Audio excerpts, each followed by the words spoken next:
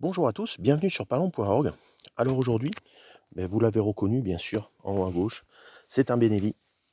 C'est un Benelli Montefeltro, voilà. Très reconnaissable, voilà, à la ligne Benelli, hein, excellente prise en main. Enfin, je vais pas vous faire le dessin, système inertiel, super, une arme excellente, voilà. Et alors celui-ci, attention, c'est la version 2021-2022.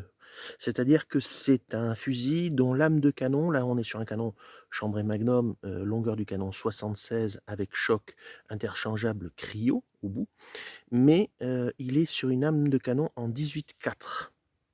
Je rappelle que nous, on chasse les palombes, notamment cette année, il y a beaucoup de glands dans les chênes et on va les tirer posés et on va les tirer dans les branches. Donc il faut qu'on puisse tirer loin et que ce soit, très, les plombs soient extrêmement concentrés. Voilà.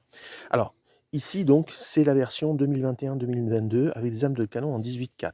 Les nouveaux qui vont arriver là incessamment sous peu ou qui sont sur le marché, ils ont un autre design. Par contre, ils sont, suralésés à 18-6.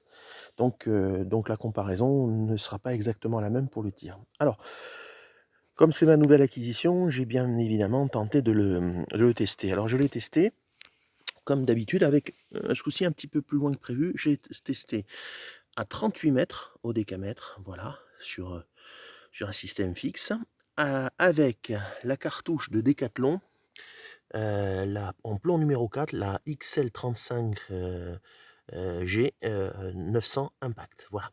Alors, les résultats ont été faits avec un choc en full.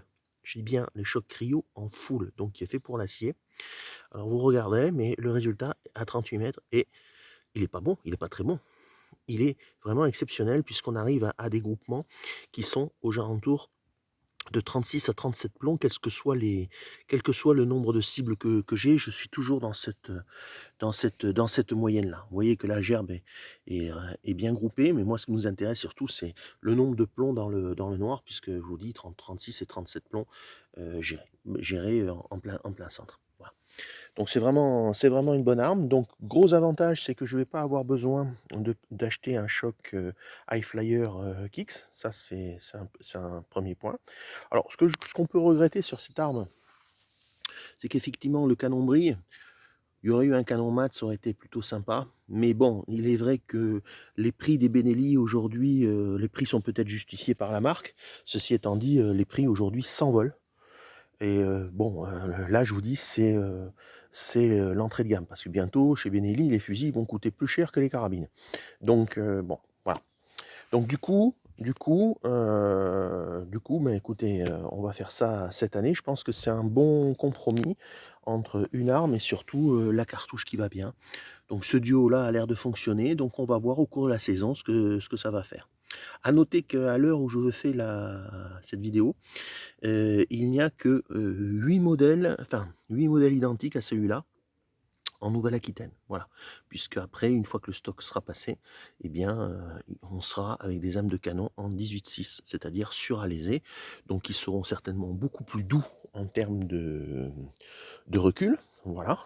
Puisque le suralésage, ça sert à améliorer, avec plus de douceur le recul et surtout avoir des gerbes plus homogènes à 25 mètres, voilà.